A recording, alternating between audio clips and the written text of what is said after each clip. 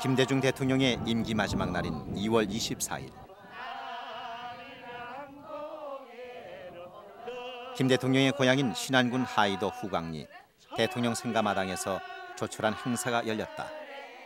임기를 무사히 마치고 이제 평범한 시민으로 돌아가는 김 대통령의 퇴임을 축하하는 자리였다.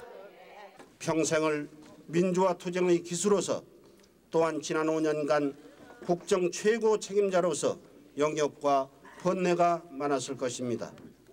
순탄치 않았던 그분의 지나온 삶이었기에 앞날의 건강하심과 평안 그리고 남북 평화의 전령으로 금과 옥조의 경험을 계속 우리에게 들려주실 것을 우리 모두는 기대하는 것입니다. 5년 전에 열린 김 대통령 당선 축하 잔치와 김 대통령 취임 축하 잔치 때는 마을이 떠들썩했었다.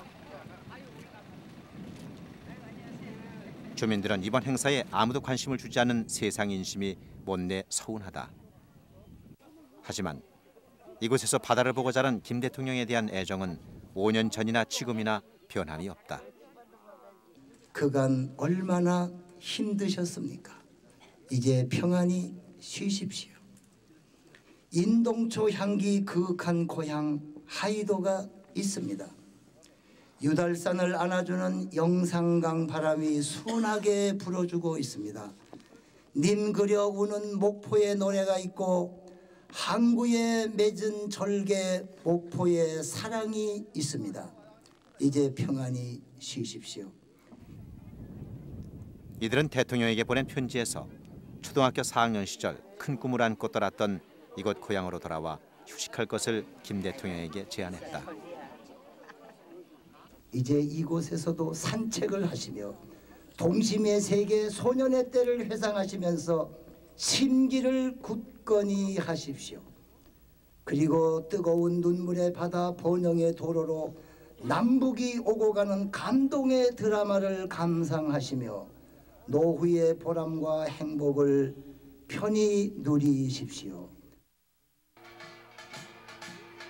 이날 행사에는 대구시 노인복지회 회원들이 자리를 함께했다. 이들은 김 대통령 취임식이 거행된 98년 2월 25일 하이도를 방문해 이곳 주민들과 모녀의 인연을 맺은 이후로 5년 동안 교류를 계속하고 있다. 김 대통령 퇴임식을 앞두고 아무래도 조심스럽고 착잡한 하이도 주민들의 마음을 달래준다. 노고를 무릅쓰고도 젊은이 못지않게 동서화합과 남북의 평화 통일을 위해서 헌신하신 대통령의 치적이 후시의 길이 역사에 빛날 수 있을 것입니다. IMF를 잘 마무리를 해가지고 온 국민이 다 좋아하셨고 또 작년에 월드컵도 잘 치러서 그거는 굉장히 좋아하는데 이제 마지막에 아들 두 분 때문에 좀 그런 게 있었지. 주민들의 관심은 논란이 되고 있는 대북 송금 문제와 노벨상 로비설이 어떻게 마무리될 것인지에 쏠려 있다. 김대중 대통령이 노벨상 달라고 돈을 준 건 아니고 이제 이렇게 결혼을 어떻게 해보려고 그런 노비가 됐던 모양인데 한나라당에서 이렇게 막 이렇게 돈을 거침없이 주었다 하고 이렇게 외국에까지 알리고 들어가니까 외국에서는 김대중 대통령이 노벨상 꿈을 꾸고 북한에다가 돈을 주고 결혼을 했지 않았는가. 이런 거로 말이 안 맞는 소리죠. 어디가 진짜 그러니까 그것을 그러면 혼자서 이북 돈 줘가지고 그럼 그 노벨상을 타게 돼갖고 있겠는가? 아까 노벨상은 모두들 김 대통령이 퇴임 이후에 혹시라도 고초를 겪지 않을까 걱정하는 표정들이 엿보인다. 하지만 설마하며 믿는 구석도 있어 보인다. 내일 새로 취임하는 노무현 대통령이 김 대통령과 같은 당인 민주당 출신이기 때문에 안심해도 되는 것 아니냐는 해석이다. 못한 것도 있고 잘한 것도 있지만은 그러나 우리 국사를 담당한 최고 국정 책임자로서 현명적으로 판단을 잘해서 오늘까지 잘 마무리 지었다는 점은 역사가 판결하지 않겠냐. 난 서운하여만은 그래도 농민이 대학생도 그것도 괜찮하고 괜찮네. 그도 잘해줄 테지. 이날 오후 김 대통령은 청와대에서 임기 마지막 날 일정을 보냈다. 오전에는 위대한 국민회의 헌사라는 제목의 대국민 퇴임 인사를 발표했다. 김 대통령은 국민들이 임기 5년 동안 국정 운영에 협력해준 데 대해 깊은 감사의 마음을 전했다. 제가 대통령으로서 국민 여러분을 대하는 것이 오늘로서 마지막이 되었습니다. 삼가 작별의 인사를 드립니다. 무엇보다 지난 5년 동안 격려하고 편달해 주신 국민 여러분의 태산 같은 은혜에 머리 숙여 감사를 드립니다. 5년 동안 퇴임사 곳곳에는 국가와 민족에 대한 깊은 애정이 담겨 있었다. 일생 동안, 특히 지난 5년 동안 저는 잠시도 쉴 새 없이 달려왔습니다. 이제 휴식이 필요합니다. 그러나 앞으로도 저의 생명이 다하는 그날까지 민족과 국민에 대한 충성심을 간직하며 살아갈 것입니다. 북한 핵 문제와 이라크 전쟁 위기, 세계 경제 침체 등 어려운 외부 조건 속에 출범하는 새 정부에 대한 적극적인 지지를 당부하는 것도 잊지 않았다. 국민 여러분, 노무현 대통령을 적극 지지해 주십시오. 새 정부가 추구하는 민족 간의 화해와 협력과 국민 참여 속의 국정개혁은 반드시 성공해야 합니다. 마지막 국무회의를 주재한 김 대통령은 오후 5시 청와대를 떠났다. 이희호 여사와 동교동 178번지 사저에 도착한 김 대통령은 주민들의 환영을 받고 손을 들어 답례했다. 임무를 끝마치고 나오신 대 감사하고요. 건강하시면 되고요. 국가 발전을 위해서 더 좋은 일을 하시리라 믿고 있습니다. 이날 5년 임기를 마친 김 대통령은 이렇게 일반 시민으로 돌아갔다.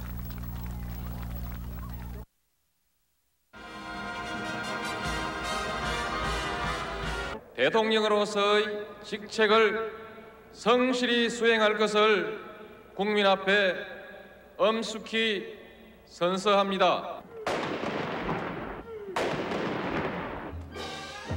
다음 날인 2월 25일 국회의사당 앞에서 대통령 취임식이 열렸다. 16대 대통령에 취임한 노무현 대통령은 평화와 번영과 도약의 시대로라는 제목의 취임사에서 지역 갈등과 지역 감정을 뛰어넘는 국민 통합의 중요성을 역설했다. 국민 통합은 이 시대의 가장 중요한 숙제입니다. 지역 구도를 완화하기 위해서 새 정부는 지역 간 탕평 인사를 포함한 가능한 모든 조치를 취해 나갈 것입니다. 특히 모든 국민이 요구하고 있는 정치 개혁을 위해서는 대화와 타협의 정치 문화를 이루겠다고 선언했다. 민복을 우선하는 대결과 갈등이 아니라 대화와 타협으로 문제를 풀어가는 정치 문화가 자리 잡았으면 합니다. 저부터 야당과 대화하고 타협해 나가겠습니다. 16대 대통령 취임식은 그 어떤 정부의 취임식보다 자유스러운 분위기 속에 진행됐다.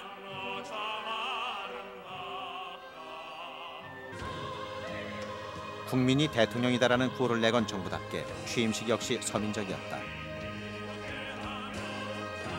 노무현 정부는 국민의 자발적인 참여를 중시한다는 의미에서 참여정부를 표방했다.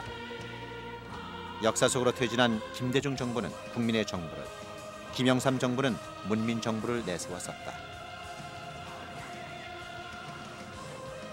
단상에 올라선 노 대통령은 국민 대표 8명과 가장 먼저 악수를 나누었다. 그 어떤 정부의 취임식보다 서민적인 취임식을 바라보는 호남 지역 주민들의 기대도 컸다. 우리 국민 살기 좋게 해주는 거 그 바람이죠. 뭐 전체적으로 살기 좋게 해주시는 그건 바람이죠. 어쨌든 젊은 사람들 좀 살게 해주시고 살기 좋게 해주시고 이 촌에 농촌 사람들도 좀 살기 좋게 해주시면 고맙겠어요. 그래 서민들이 어떻게 사는 것인가를 대통령이 아마 더 잘 알 수 있는 대통령이라고 생각하고 하는 국민들이 또 이렇게 대통령한테 바랄 거예요.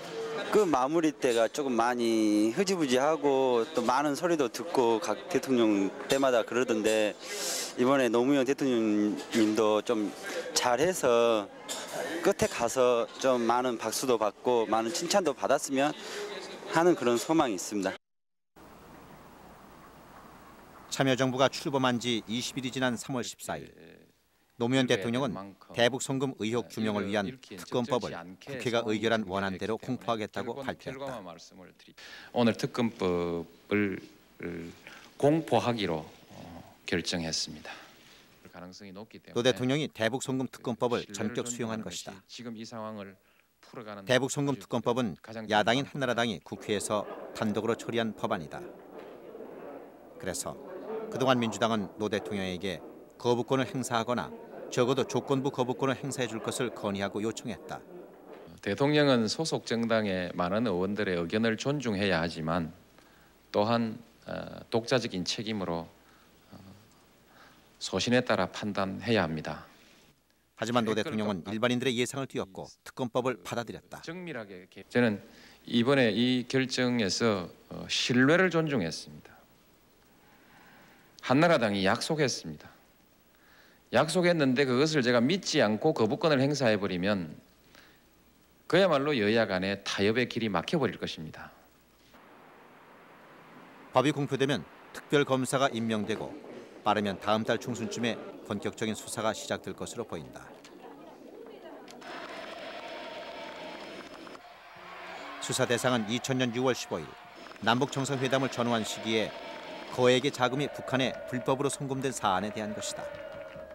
북한에 송금이 됐다는 것은 확실한 사실인 것 같습니다.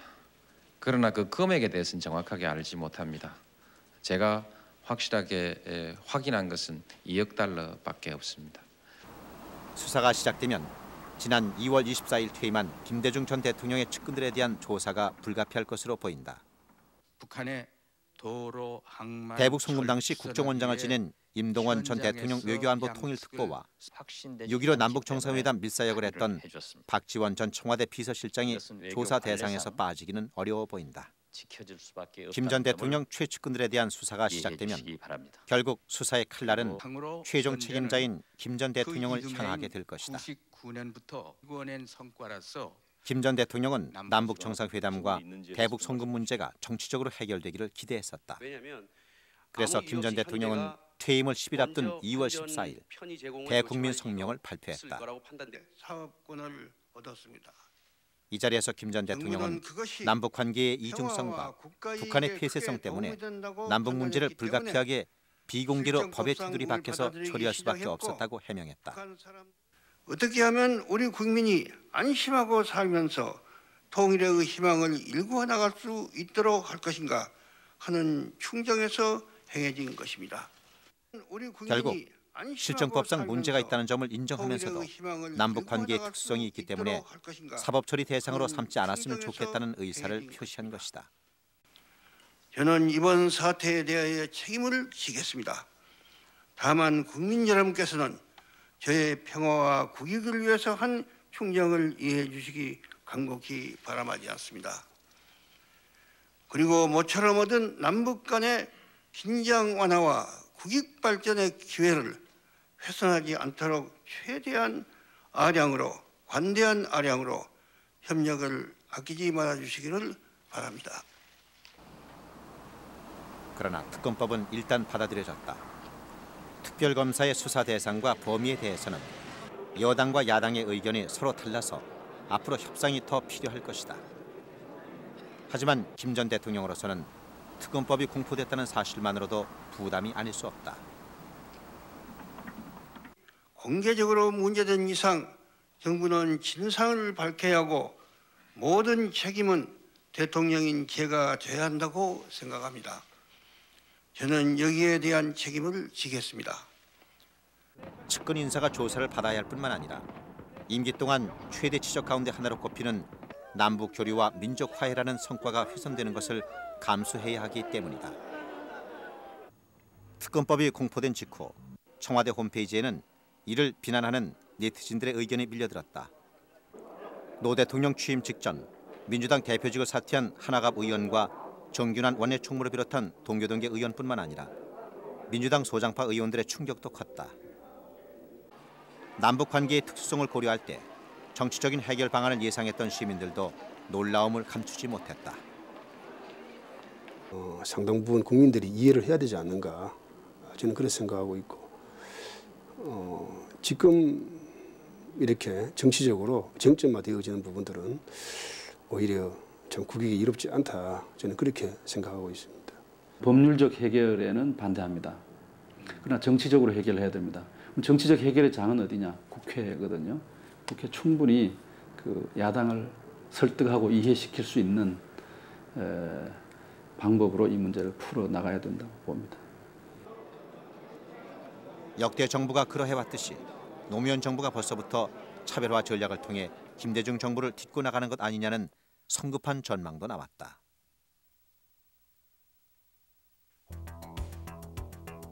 (1988년에) 출범한 노태우 정부는 여소야대 상황에서 5.18 청문회와 50비리 수사를 통해 전두환 정부와 차별화를 시도했다. 철권 정치와 친인척 부정부패의 대명사였던 전두환 전 대통령은 88년 12월 30일 대국민 사과문을 발표한 뒤 백담사로 떠났고 그곳에서 부인과 함께 2년 1개월 동안 유배됐다. 50과 차별화를 시도했던 노태우 대통령이 임기를 마치고 물러난 뒤에 전두환 전 대통령과 함께 구속 수감된 것은 역사의 아이러니가 아닐 수 없다. 1993년 2월 14대 대통령에 취임한 김영삼 대통령은 취임 직후부터 군사정권의 근간을 이루었던 하나회를 해체하고 비리 정치인에 대한 사정의 칼날을 들이댔다. 결국 95년 12월에는 5.18 특별법 공포와 비자금 수사를 통해 전두환, 노태우 전 대통령을 구속했고 박철원 의원 등 노 대통령 측근들을 감옥에 보냈다. 김대중 정부도 예외는 아니었다. 김영삼 정부 막판에 터진 IMF 혼란 위기를 약점으로 잡아 차별화 전략을 추진했다. 국가 부도 직전까지 갔던 책임 때문에 김영삼 정부는 무능한 정부로 규정됐다. 김대중 정부는 대통령 아들 김현철 씨가 뇌물수수로 구속된 점을 내세워 기회 있을 때마다 김영삼 정부를 부정부패 정부로 몰아세웠다.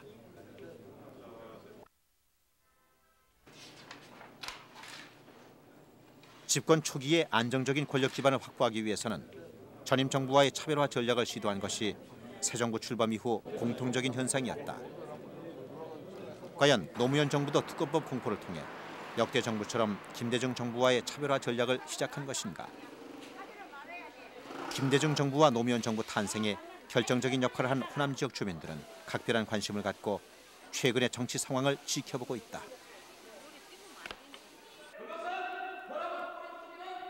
(2002년 3월 16일) 광주. 민주당의 대통령 후보 선출을 위한 광주 지역 경선에 온 국민의 관심이 집중되고 있었다. 호남의 중심지인 광주는 민주당 대통령 후보 경선에서 초반 대세의 분수령이 되는 중요한 지역이었다.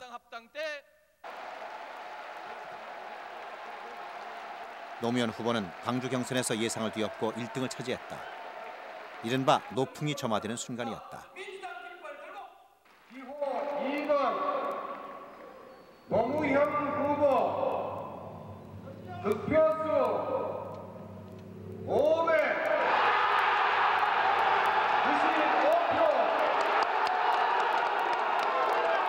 득표율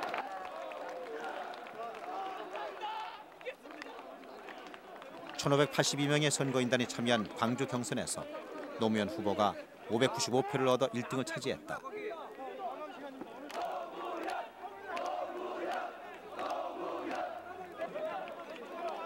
광주 지역에 연고도 없고 조직도 없는 노 후보가 한국 정치의 중심지인 광주에서 1위를 차지한 사실은 민주당 경선의 흐름을 단숨에 바꾸어 놓았다. 노풍이 거대한 돌풍과 태풍으로 바뀌며 노무현 대안론이 급속하게 확산된 계기가 된 것이다. 광주가 있었기 때문에 가능했습니다. 광주에서 경선에서 1등을 함으로써 노무현 후보가 민주당의 후보가 될 수가 있었죠. 노무현 후보가 경선 과정에서도 결국은 모멘텀을 잡은 건 결정적으로 모멘텀을 잡은 것은 광주에서 경선이었습니다. 광주 시민들이 결단을 내줬던 겁니다. 광주 시민 역시 후보의 출신 지역에 영향을 받지 않고 본선 경쟁력과 도덕성을 최우선 기준으로 후보를 선택한 위대한 시민으로 평가받았다. 광주에서 노무현 씨가 1등이 될 때 그 전율을 다른 사람들은 잘 이해 못할 겁니다. 저는 그 순간에 이렇게 지역주의도 이렇게 극복될 수 있지 않겠는가. 이것이 하나의 계기가 돼서 지역주의를 극복하면서 새로운 개혁 정치를 펼칠 수 있지 않겠는가 희망을 걸어봤습니다. 노무현 대통령의 그 이미지가 아주 깨끗하고 또 담백하고 또 솔직한 그런 그 정직한 대통령으로서 국정을 이끌어갈 수 있는 분이다. 이렇게 보고 계십니다. 그래서 그런 점이 적중했다. 이렇게 생각을 합니다. 당시 노무현 후보는 눈시울을 적시며 광주 경선 승리에 감격했다. 그는 광주 시민들의 높은 정치의식에 감사한다며 동서화합의 열망을 지닌 광주 시민들에게 꼭 보답하겠다고 약속했다. 잊을 수 없는 은혜로 기억하겠습니다. 그러나 더 중요한 것은 이 결단은 정말 역사적으로 정말 그 의미 있게 기록될 것입니다. 아주 역사에 남는 그 광주 시민의 결단으로 기록될 것이고 이것은 반드시 동서화합으로 꼽힐 것이고 많은 노무현 대통령과 호남의 인연은 이렇게 시작됐다. 2002년 11월 25일 0시 15분 서울 라마다 르네상스 호텔. 민주당의 노무현 후보와 통합 21의 정몽준 후보를 대상으로 한 단일화 여론조사 결과가 발표됐다. 노무현 후보가 단일 후보로 선정됐습니다. 노무현 후보가 단일 후보로 확정됐다. 여론조사 결과는 단일 후보 선택률에서 노 후보 46.8%, 정 후보 42.2%로 나타났다.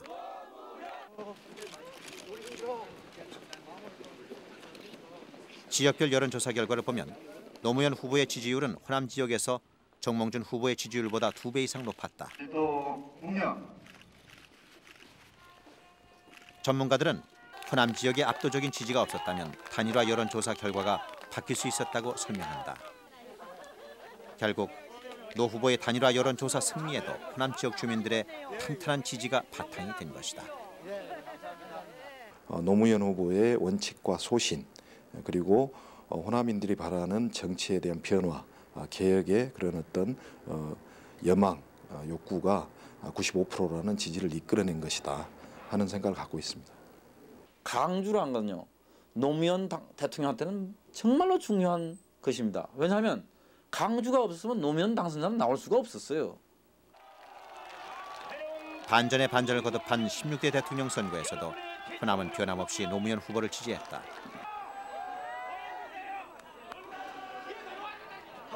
노무현 후보에 대한 광주의 지지율은 95.2%를 기록했고 전남은 93.4%, 전북은 91.6%로 나타났다.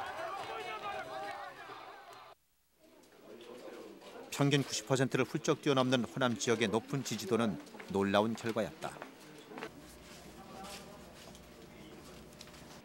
노무현 후보에 대한 지지도는 5년 전 김대중 후보에 대한 지지도와 거의 차이가 없었다. 이해창 후보가 대통령 돼서는 안 된다. 이 점에 대해서 일치된 정서라고 나는 우선 봐요. 그리고 그 다음에는 뭐니 하더라도 노무현 대통령은 민주당의 후보다. 민주당의 후보다. 이런 점에 대한 소위 그 우정 이 관계가 작용했다고 봅니다. 연고와 정실보다는 능력과 패기, 인물 본위로 정치인을 선택하는 우리 노무현을 선택했던 광주, 전남 시도민의 그 높은 이상과 철학, 선견과 비전을 기대할 때가 아닌가 이런 생각을 갖고 있습니다. 97년 대선에서 김대중 후보는 광주에서 97.3%, 전남 94.6%, 전북 91.0%라는 당시로서는 경이적인 지지를 받았다. 그래서 김대중 후보에 대한 호남 몰표는 지역 갈등과 지역주의를 조장한다는 비난의 근거로 제시되곤 했었다. 그런데 호남 지역에 전혀 연고가 없는 노무현 후보가 김대중 대통령만큼이나 높은 지지를 얻은 것이다. 특히 전북 지역에서는 노무현 후보의 지지율이 5년 전 김대중 후보 지지율보다 더 높게 나타났다. 노무현 대통령의 전매 특허라고 할까, 또 노무현 대통령의 오늘이 있었던 것은 원칙과 신뢰, 그리고 항상 정도를 걷는 그런 정치 행보 때문에 국민들이 노무현 대통령을 선택한 거 아니겠습니까? 호남에서의 압도적인 지지가 노무현 정권 탄생의 기반이었음을 부인할 사람은 아무도 없습니다. 그렇게 압도적으로 지지했던 것은 개혁 정권을 계승해서 이것을 완성하라는 주문일 것입니다. 호남 지역 유권자들의 당시 선택에 대해서는 지금도 평가와 의견이 엇갈리고 있다. 지역 감정에 따른 몰표라는 비판은 지금도 여전하다. 젊은 대통령을 뽑아갖고 이제 정치를 그렇게 하자고 생각했는데 그 말도 일리는 있는데 우리 부산 쪽에서는 볼 때는 지역 감정이 안 있었겠나. 또 이제 표 찍는 자체에서 95%가 났다는 데 대해서는 굉장히 놀란 거거든요. 호남에서 아주 몰표가 나온 것에 대해서 일반적으로 여기 부산 경남 쪽에서는 상당히 불쾌하게 생각을 하고 역시 지역 감정이 아주 심하게 불거졌다라고 생각을 합니다. 반면에 지역 통합과 새 정치를 위한 호남인들의 합리적인 선택의 결과라는 의견도 팽팽하게 맞서고 있다. 노무현 정권의 출현이야말로 이 지방세계 극복에 하늘에 내린 기회가 아닌가 이런 생각을 해봅니다. 결자 해지라고 호랑이를 잡으려면 호랑이 굴로 들어가야 되는데 노무현 후보 당선자 본인이 경상도 사람이고 우리 호남 사람들이 그럼에도 불구하고 DJ에 준하는 지지를 보냈던 것은 경상도 사람 중에서 가장 아름다운 사람입니다. 이 노 당선자가. 노무현 정권이 영남 출신이면서 호남의 절대적인 지지 위에서 출범했다고 하는 점은 저는 지역 감정, 지역주의 정치를 타파할 수 있는 중요한 출발점을 마련했다 그렇게 보여집니다.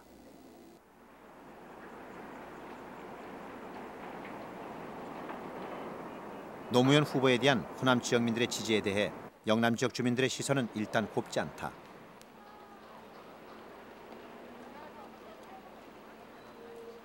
소위 TK, 대구 경북 지역의 정서는 호남 지역과 영남 지역 모두 특정 정당 특정 인물의 일방적인 지지를 보냈다는 점에서 양비론적 반응이다. 북한 쪽으로 이제 대북해서 그쪽으로 많이 밀어주고 하는 거 보니까 좀 지금 정책이나 이제 김대중 대통령하고 정책이나 비슷할 것 같아요. 그래갖고 별로 영남 쪽에는 그렇게 이득이 생길 것 같진 않아요. 부산 그쪽 편에 김해 사람인데도 불구하고 그쪽에는 여기는 별로 그런 건 없을 것 같아요. 저도 지역감정 버려야지 이렇게 생각은 했는데 아무래도 마음은 이해장 쪽으로 좀 기울었었거든요. 근데 이제 노무현 당선자께서 당선이 되고 난 후에 뭐 사람들이 어른들께서 특히 이제 대구는 또 좀 안 되겠구나 이렇게 말씀하는 것도 많이 들었고 저도 그렇게 생각을 했거든요. 그러나 지식인층의 판단은 일반 시민들의 평가와 다소 엇갈린다. 김대중 정부 때와는 달리 노 후보에 대한 호남의 지지가 무조건 위험한 것만은 아니라는 판단이다.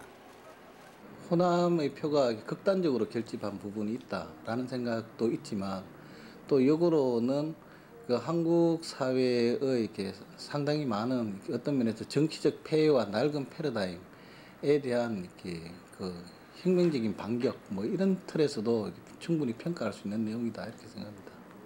양쪽 다 전적으로 지역주의에 의해서만 투표한 건 아니고 호남에서도 노무현의 개혁성에 대해서 지지를 했던 사람들도 적지 않고 또 영남 지역에서의 한나라당 지지자들도 다 그렇게 맹목적 지역주의자들만으로 볼 수는 없는 거라고 봅니다.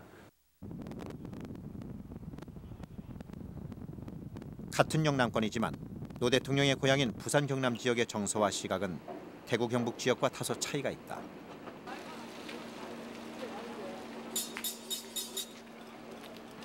일단은 노무현 정부가 동서로 갈린 투표 행태를 바탕으로 출범했다는 점에서 경계심을 거두지 않고 있다.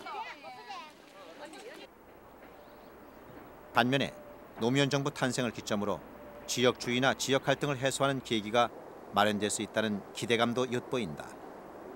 부산 출신의 노무현 후보를 호남 쪽에서 그렇게 지원해줬다는 것, 이 부분은 지역구도를 이미 저는 호남은 지역구도에 얽매이지 않을 만큼 정치적 의식의 수준이 높아졌다고 보거든요. 그런 점에서는 확실히 이제는 지역구도가 해체되는 걸로 기대를 하고 있습니다. 공식 취임하고 나서 지역 정책을 비롯한 여러 가지 정책적인 방향, 그리고 이제 정치를 실질적으로 어떻게 개선해 나가는가, 그리고 이제 예를 들면 지역 갈등 같은 걸 또 어떻게 통합해 나가는가 하는 이런 부분들이 이 부산 지역의 민심, 또 영남 지역의 민심 이런 부분들을 이제 대선 이후에 가늠할 수 있는 그런 그 지렛대가 되지 않을까 하는 생각입니다. 지금 현재로서는 어떤 좀 관망 상태라고 보여집니다. 선거가 끝난 지 오래지만 부산 시민들 사이에서는 노 대통령에 대한 호남의 지지를 둘러싼 해석이 여전히 엇갈리고 있다. 영남 지역민들이 바라보는 노무현 정부와 호남의 관계는 사실 김대중 정부에 대한 평가와 맞물려 있다. 김 전 대통령에 대한 영남 지역민들의 평가는 일단은 부정적이다. 상대적으로 괜찮은 평가를 받을 것으로 예상되는 IMF 극복과 남북 교류에 대해서도 좋은 평가만 나오는 것은 아니다. 그 국민들을 나쁘게 말하면 기만한 게 아니냐. 예, 그 좀 자기가 떳떳하게 했으면 되는데, 그러니까 결국 평화상 받은 것까지도 의심이 간단 말입니다. 가장 크게 잘못했다는 것은 뭐 대북 송금 국익을 위해서 했다는데, 글쎄 과연 국익을 위해서 했는 건지 안 했는 건지 좀 밝혀줬으면 좋겠어요. 그런 게 좀 섭섭하고, 그다음에 뭐 잘 알다시피 그 의학 분업 그게 실패돼가지고 뻔히 지금 굉장히 지금 우리 같은 경우는 굉장히 피해가 많거든요. 김대중 대통령 퇴임을 10일 앞둔 지난 2월 15일 서울 MBC가 전국의 성인 남녀 1,037명을 대상으로 여론조사를 벌였다. 국민의 정부 5년 국정에 대한 여론조사에서 응답자의 51.5%가 김 대통령의 국정 운영에 대해 부정적인 평가를 내렸다. 김 대통령이 국정 운영을 잘했다는 평가는 43.7%였다.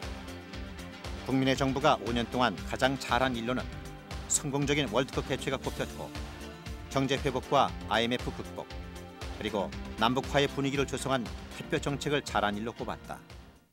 소수 정권으로서 그동안 냉전 의식 속에 갇혀 있던 한반도의 그 여러 가지 남북 문제를 획기적으로 전환시킨 것에 대해서는 그것은 누가 뭐라고 하든지 간에 높이 평가해야 된다고 생각합니다. 김대중 대통령이 성공한 업적으로 첫째 IMF 환란을 극복한 점을 들고 싶습니다. 김대중 정부가 출범했을 적에 우리 국민들은 김대중 대통령이 집권하는 5년 동안에 IMF 환란만 극복해도 김대중 대통령은 성공한 대통령이 될 것이라고 했습니다. 김대중 대통령은 약 2년에 걸쳐서 IMF를 극복했습니다.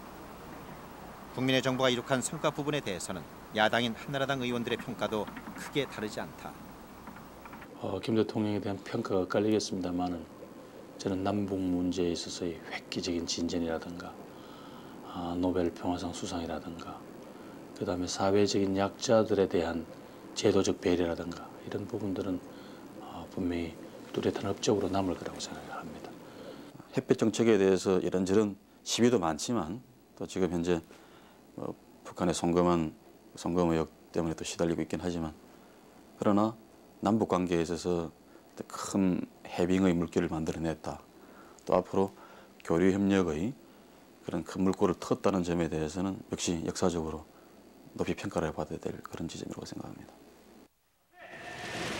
반면에 잘못한 일로는 친인척 비리 등을 포함한 부정부패가 37.2%로 가장 높았고, 대북 지원과 의학 분업이 잘못된 정책으로 꼽혔다. 공직에 대한 인사에 대해서 좀 공평하지 않다는 그런 평가를 받는 것이 가장 큰 이유라고 보고, 그것이 특히 공직사회에서 비호남권 사람들이 반발과 저항이 정권 후반기에 갈수록 상당히 두드러지게 나타났다고 봅니다. 역대 대통령에 비해 훨씬 높은 도덕성을 요구받았기 때문에 국민들의 실망도 상대적으로 컸던 셈입니다. 국민의 정부의 부정부패의 건수는 과거의 어떤 정권에 비해서도 많이 줄었다고 생각합니다.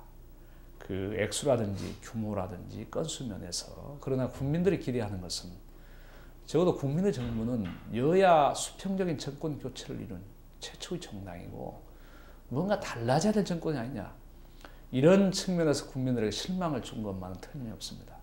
대통령 주변의 친인척 관리가 대단히 허술해서 과거 YS 정부 때보다 김대중 대통령 정부 때 훨씬 더 높은 참 도덕적 가치 기준을 요구했던 국민의 요구에 제대로 부응하지 못함으로써 마침내는 외면받는 이런 악순환이 다시 되풀이되지 않도록. 역대 대통령에 대한 평가에서는 김대중 대통령은 21.5%를 기록해 박정희 대통령에 이어 두 번째로 일을 잘한 대통령으로 평가받았다. 가장 성공한 대통령이 누구냐고 했을 때 가장 두 번째로 많이 올라오신 분이 김대중 대통령입니다. 또 재밌는 것은 가장 실패한 대통령이 누구냐 했는데 가장 많은 표를 또 받으신 분이 김대중 대통령입니다. 제가 왜 이 말씀을 드리는가 하면 그만큼 김대중 대통령 업적에 대해서는, 공가에 대해서는 명함이 좀 있다 이겁니다. 전두환 전 대통령은 9.5%, 김영삼 대통령은 2.0%, 노태우 대통령은 0.5%에 불과했다. 이에 앞서 2월 13일 한 여론조사 전문기관이 전국의 성인 남녀 800명을 대상으로 실시한 여론조사에서는 김 대통령의 임기 말 지지도가 37.7%를 기록했다. 김 전 대통령의 지지도는 취임 초기인 98년 3월에는 80.3%를 기록했다가 임기 말의 지지도가 30%대로 떨어진 것이다. 그러나 김대중 전 대통령의 임기 말 지지도는 상대적으로 김영삼 전 대통령의 임기 말 지지도 14%에 비하면 2배 이상 크게 높았다. 김대중 전 대통령과 국민의 정부에 대한 정확한 평가는 시간이 흘러야 가능할 것으로 보인다. 하지만 김대중 전 대통령이 실제로 일한 만큼 평가를 받지 못하고 있다는 지적도 적지 않다. 일부에서는 보수 언론의 부정적인 평가 때문에 김 전 대통령의 실적이나 업적이 의도적으로 폄하되고 있다고 아쉬워한다. 조중동이 지난 5년 동안 매일 이것을 치적은 왜소화시키고 이 작은 실정 부분을 침소봉대해가지고 전 국민이 거기에 최면이 걸렸어요.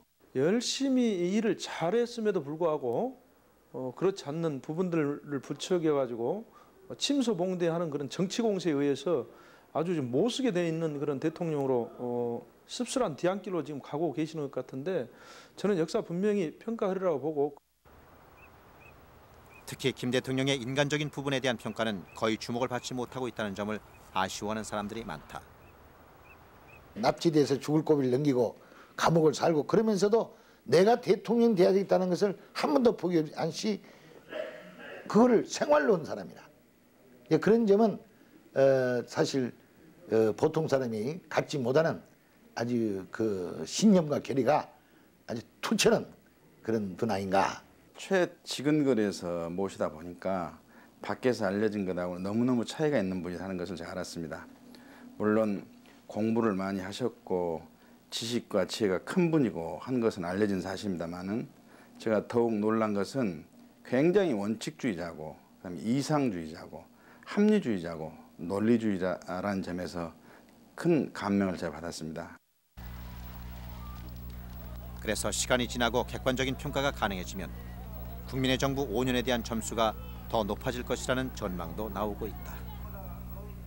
몇 개월 안 가서 DJ의 공적이 재평가 받으리라고 보고 있고, 더더군다나 2, 3년 수년 뒤에는 정말로 전 세계 사람들이 알고 있는 그런 놀라운 치적이 다시 평가를 받을 것이고, 실정 부분 그 사이즈만큼 작은 평가를 받으리라고 봅니다. 벼룩 지난 2월 27일 광주에서 김대중 사상 계승발전 추진협의회가 출범했다. 민주주의의 사상이 구원하다 건다면 인권과 평화 사상입니다. 이들은 김 전 대통령의 업적인 외환위기 극복과 햇볕 정책 등이 제대로 평가돼야 한다고 주장하고 반전 반핵 평화운동과 햇볕 정책 계승을 위한 국민운동을 추진하겠다고 밝혔다. 인권, 평화, 민주, 통일 사상은 한국 역사의 가장 위대한 업적의 하나였습니다. 또한 노벨 평화상까지 한국인의 자부심을 갖게 하였고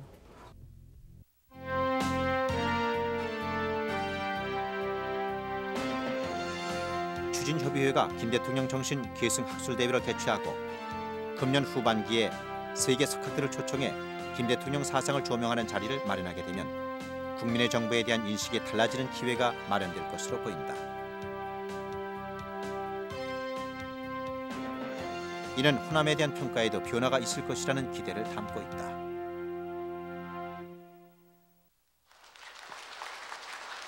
지난 1월 28일 광주 중소기업지원센터에서 지방 분권과 국가균형 발전을 위한 전국 순회 토론회가 열렸다. 이 자리에 참석한 노무현 당시 대통령 당선자는 호남 지역에 대한 깊은 애정을 숨기지 않았다. 광주 전남은 저한테 참 아름답고 감동적인 여러 가지 기억이 있는 도시입니다. 그리고 또한 두려움과 설레임이 함께 교차하는 그런 또 특별한 의미가 있는 곳입니다. 보시고 미래에 대한 기대도 아주 크게 가지고 있습니다. 문제에 관해서 정치인들은 상대적으로 약할 수밖에. 노 당선자는 이 자리에서 호남 지역에 대한 적극적인 지원을 약속하지는 않았다. 지역 현안 사업에 대한 지원을 요청하는 건의에 대해 노 당선자는 재치 있는 표현으로 노풍과 노무현 참여정부를 가능하게 도와준 호남에 대한 애정을 다시 한번 표현했다.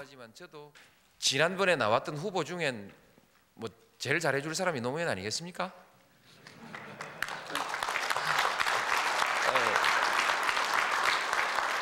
지금 또 그렇습니다. 지금 뭐 더 잘해줄 사람 한번 찾아보려고 해도 별로 찾기 어려울 겁니다.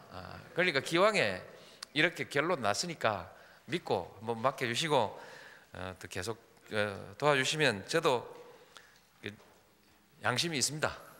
네, 잘하겠습니다. 감사합니다. 광주시와 전라남도는 호남 지역의 지지를 바탕으로 탄생한 노무현 정부에서 지역 경제를 활성화시키는 전기를 마련하겠다는 기대를 갖고 있다. 노무현 대통령의 정권하에서 우리 그동안에 김대중 대통령 정권에서 하지 못했던 그런 우선 지역 경제를 살리겠습니다. 그렇게 해서 우리 광주가 잘 사는 그런 도시로 정말 살기 좋은 도시로 새 광주를 건설해야겠다 이렇게 생각을 합니다.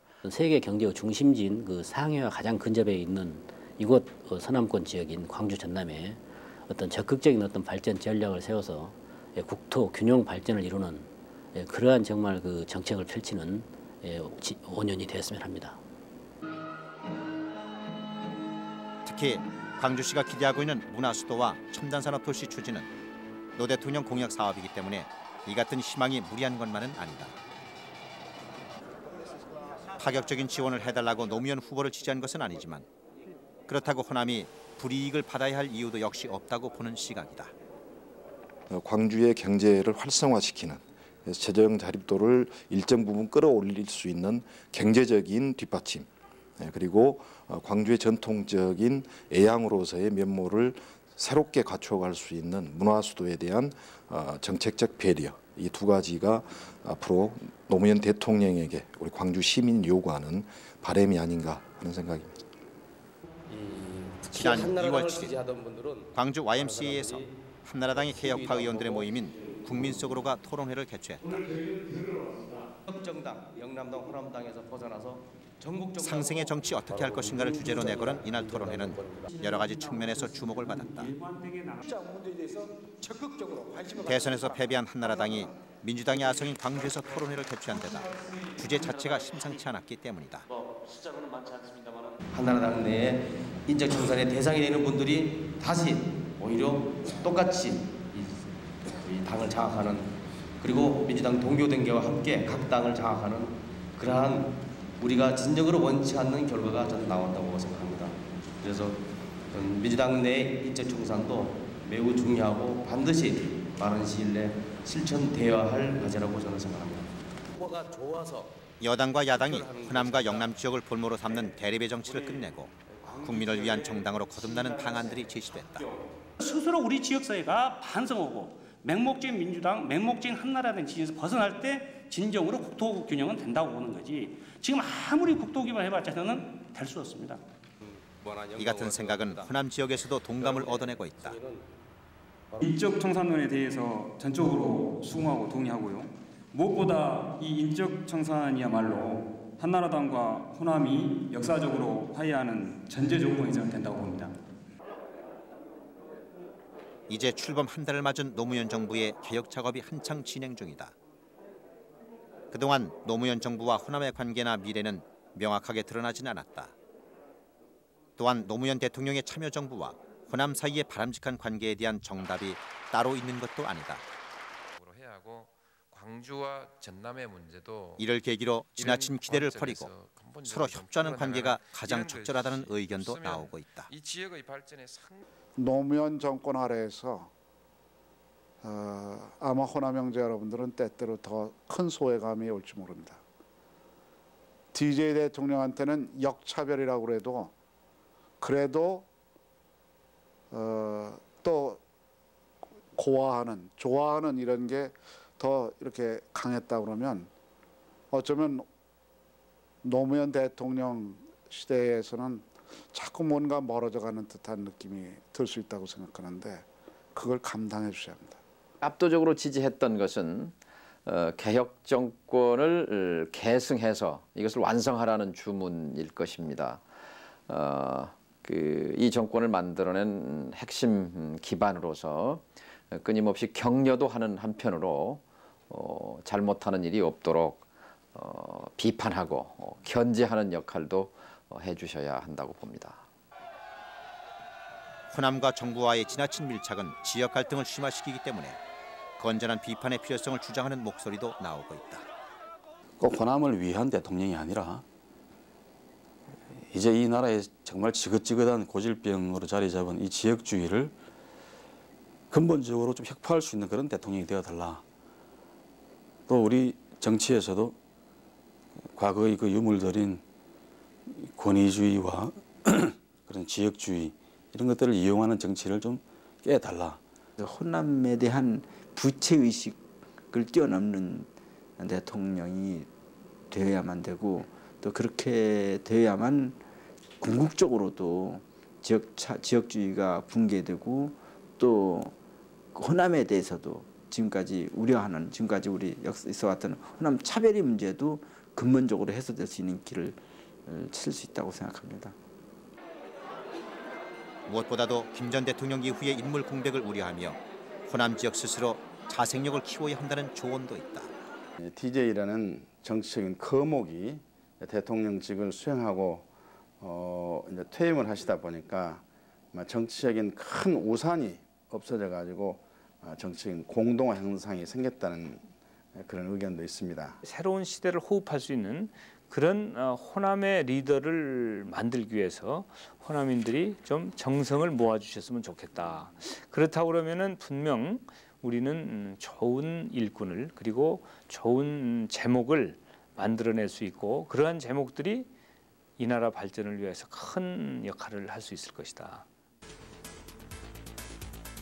참여정부 출범 한 달을 맞았다.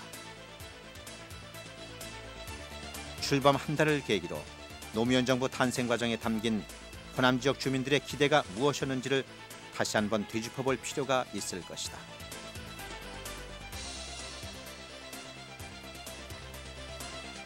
새로운 정치에 대한 호남 지역 주민들의 열망, 망국적인 지역 갈등 해소에 대한 희망, 또한 김대중 정부와 호남 정권을 연장하기 위한 맹목적인 지지. 이들 모두가 노무현 대통령의 참여정부를 탄생시킨 실질적인 원동력으로 작용했다. 노무현 정부와 호남이 이 같은 초심을 잃지 않고 간직한다면 5년 후 한국 정치는 망국적인 지역주의를 극복하고 국민의 사랑을 받는 정치가 될 것이다.